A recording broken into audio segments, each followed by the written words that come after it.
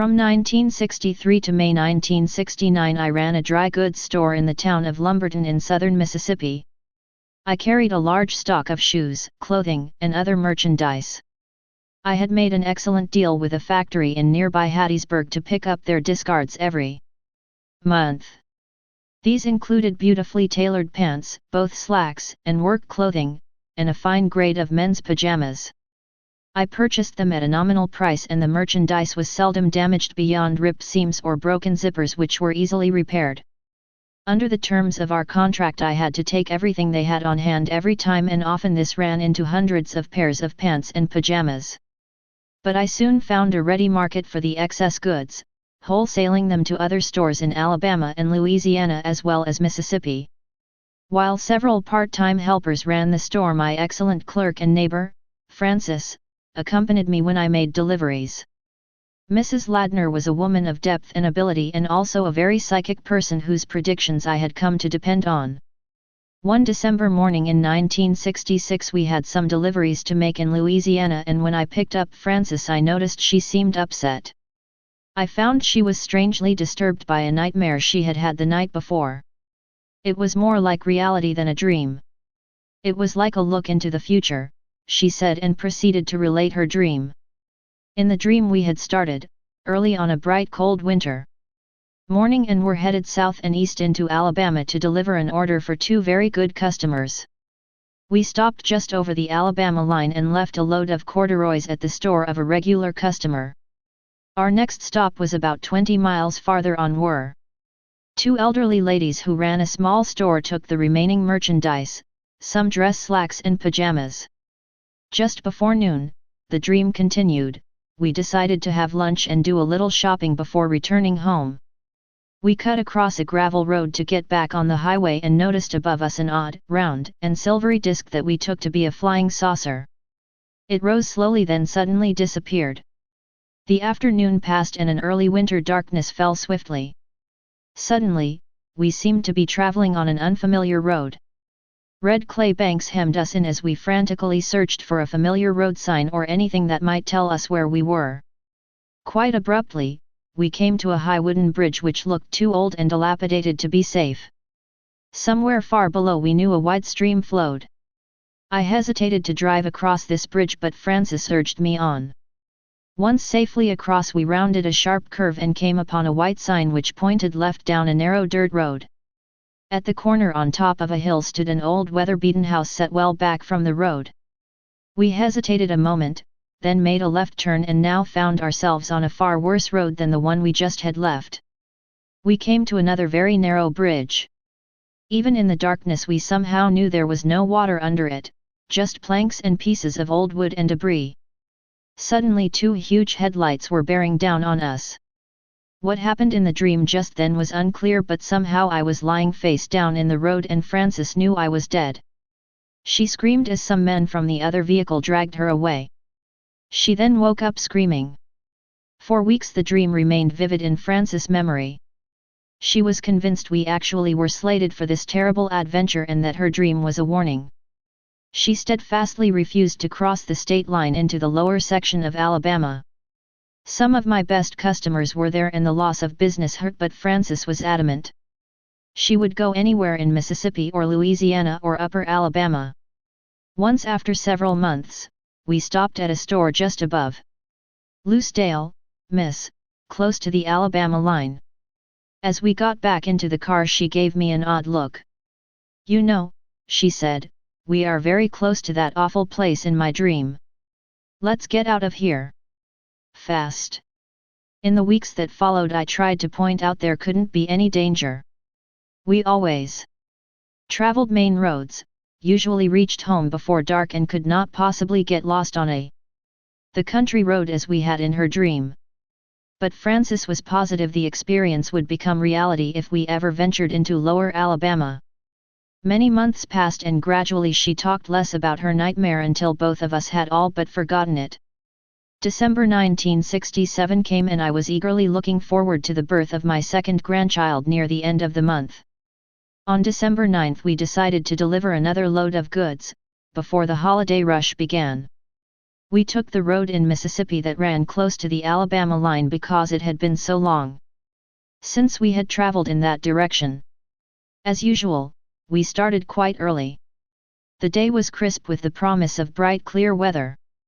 Francis remarked that the day somehow seemed different and I myself felt an uncommon sense of adventure. We stopped at the store outside of Loosedale, where we previously had sold so much merchandise. The owner was glad to get the nice corduroys and chided us for not stopping by for so long a time. We were left with some sports slacks and pajamas. "Let's go to that store on the other side of the highway," suggested Francis. "The women there sold the pajamas really well and probably will take them and the pants too." We crossed the highway and continued down the blacktop road. By the time we reached the other stores, neither of us had given a thought to the fact that we had crossed that forbidden line into Alabama. The ladies readily bought everything we had on hand and it was still just after 11 a.m. "No use wasting a beautiful day like this," I said. "Let's have lunch and look around some before going home." Francis agreed.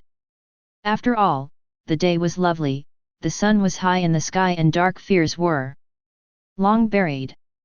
We headed for Citronelle, but had to cross a dirt road to reach another main highway.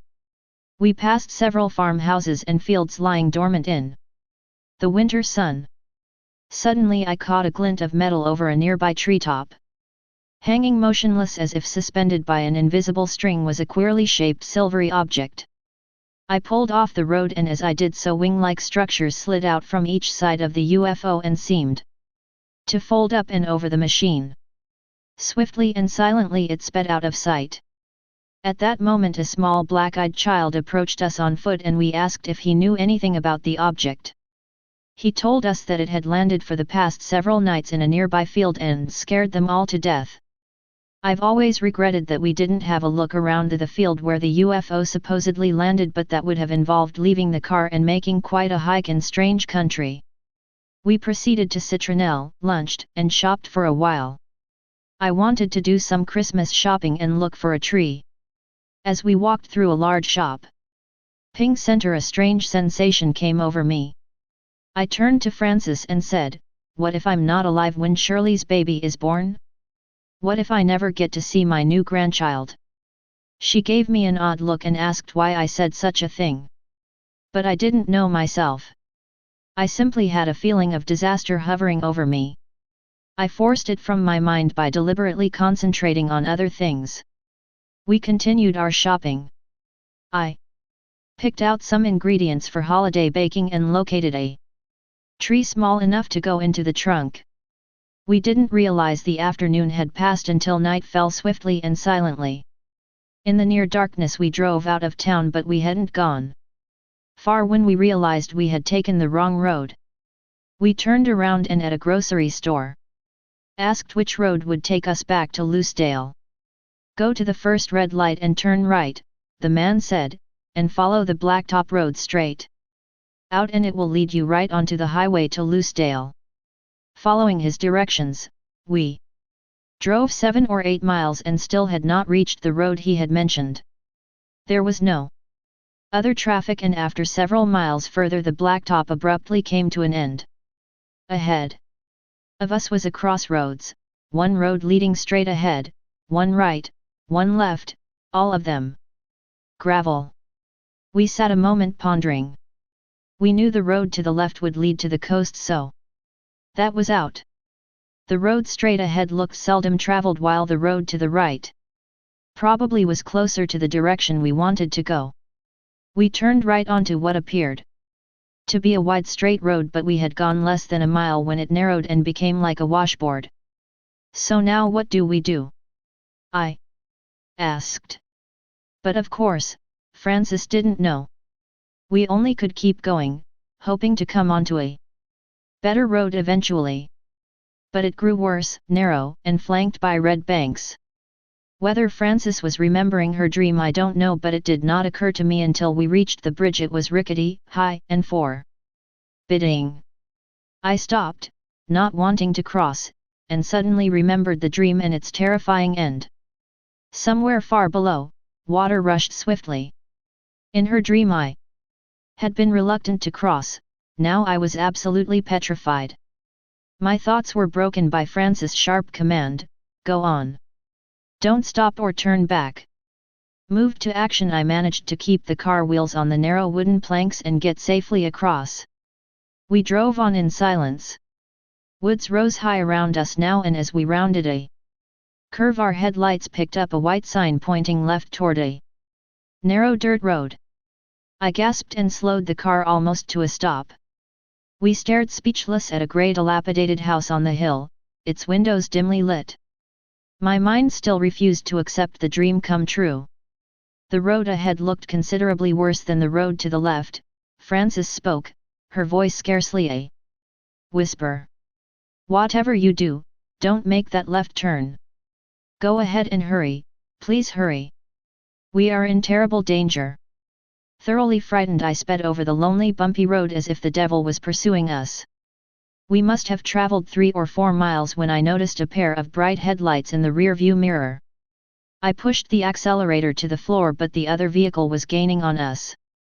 "Look behind us," I said. Frances turned but said nothing. We drove on in petrified silence.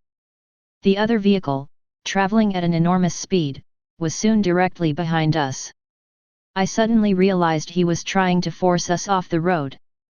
I gripped the wheel tightly and refused to let the car pass. We both realized we were close to disaster. Then miraculously we were out on a wide blacktop road. On the corner to our left was a church with a bright yard light, to our right were several houses. We had the choice of continuing straight ahead or taking a road to the right. Whoever was behind us hesitated, then pulled past us and headed up the road ahead. Our headlights showed us a large man driving a blue pickup truck. He glanced back as he drove past and we glimpsed a dark, heavy face. We watched as he went slowly on and disappeared over a hill. A sign indicated that Mississippi was straight ahead while the road to the right led back in the direction we had come. We waited about 5 minutes before daring to go ahead. Surely our tormentor was far away by now, we thought as we started up the highway to Mississippi. But as we reached the top of the hill I caught the gleam of brake lights on the shoulder of the road far ahead. He was waiting for us. In terror I backed up and took off on the other road, not caring where it went. We must have raced 15 miles through the desolate country, but at least the road was smooth and straight. Finally, we came to a small grocery and gas station where we stopped. The old man in charge explained that a right turn would take us back to Citronelle and a left would take us to the small town of State Line, Miss, miles out of our way. The most direct way home was over the highway where the man had been waiting for us. The old man suggested we go back to that highway and take the chance that the man in the blue pickup had tired of waiting for us. "This is mighty rough country," the old man remarked, and he dismayed us with the story of 3 women traveling alone who had been abducted, raped and beaten a few weeks before. "I always keep a gun handy," he added. "This country is full of thieves, bootleggers, and rough necks. Not safe to travel even by day anymore." We decided to follow his advice and retraced our path to the highway. Fortunately, our persecutor was gone. On that long stretch of highway back into Mississippi there was not one house where we could have sought help, but we reached home safely, thankful that a higher power had forewarned us in Frances' dream. After I had recovered from my harrowing experience, I began to wonder what might have happened if, as in Frances' dream, we had turned down the road marked with the white sign. One day about 6 weeks after the adventure I persuaded my husband Sam to come with me to the area where Frances and I had gotten lost. After some searching, we located the gravel road with the high rickety bridge. It seemed as eerie and depressing by day as it had that night. Then we drove around the curve beyond the bridge and came upon the white sign. Both Sam and I were gripped by a grim feeling in him. urged me to turn around and go back. But after coming so far, I insisted on satisfying my curiosity and turned down the road to the left. Soon the road narrowed, and as we came over a short hill we were astonished to see below us the narrow bridge of Francis Dream, complete with debris and wooden planks in the gully underneath.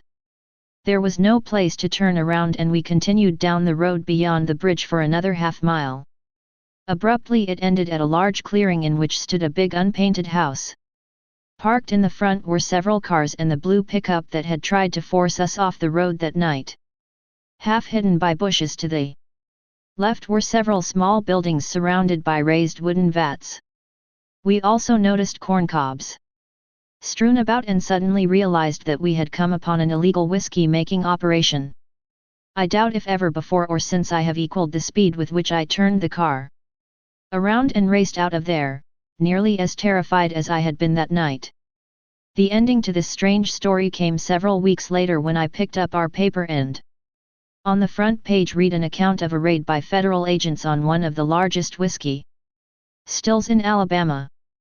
The location given in the paper corresponded exactly with the scene of our harrowing dream come true. I then thought they used the federal raid to really cover up what was going on here in Nightmare Town.